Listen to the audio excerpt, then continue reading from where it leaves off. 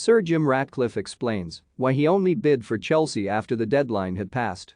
Billionaire Sir Jim Ratcliffe insists he is not giving up on buying Chelsea and has explained why he only lodged a bid for the West London club after the deadline had already passed.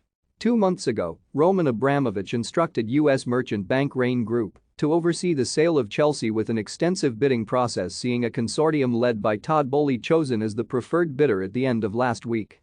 But just hours before Boehly was selected as the preferred buyer, Ineos founder and majority shareholder Ratcliffe made a late offer worth £4.25 billion. That was rejected by Rain out of hand, who have granted exclusivity to the Dodgers co-owner Boehly's consortium to complete a deal. But Ratcliffe believes a British football club should be British-owned and has urged Rain to reconsider, while he has already held positive talks with the UK government about taking ownership of Chelsea.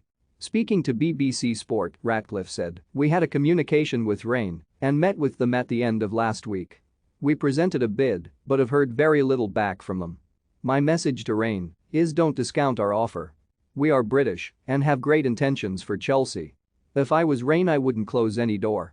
Chelsea eyeing Thiago Silva's old PSG centre-back partner to replace Antonio Rudiger. Rio Ferdinand names Chelsea star who bullied Man United as his Young Player of the Year. Chelsea sale hits rocks over fears Roman Abramovich has U-turned on debt promise. Rain initially received over a dozen viable offers for Chelsea, which was whittled down to a short list of 4, a consortium led by Sir Martin Broughton, a controversial bid from the Ricketts family, an unexpected bid from Boston Celtics owner Stephen Pagliuca, and, of course, Boehly's consortium.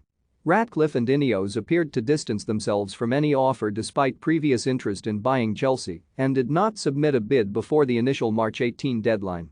In fact, it took another 6 weeks after that for Ratcliffe to make his bid, and he has now explained the delay, saying, "I think that is quite simple. It is a big decision to buy a national asset, and it's a big commitment in terms of time and money. We're there for the long term. That's a lot of responsibility to take on, and it takes time to reach a decision to be fully committed.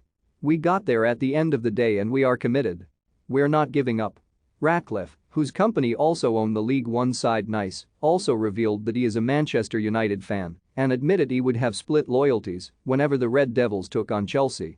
More Todd Boehly warned over keeping Marina Granovskaya and Bruce Buck at Chelsea. More Chelsea sale hits obstacle over fears Roman Abramovich has U-turned on writing off £1.6 billion debt. For more stories like this, check our sport page.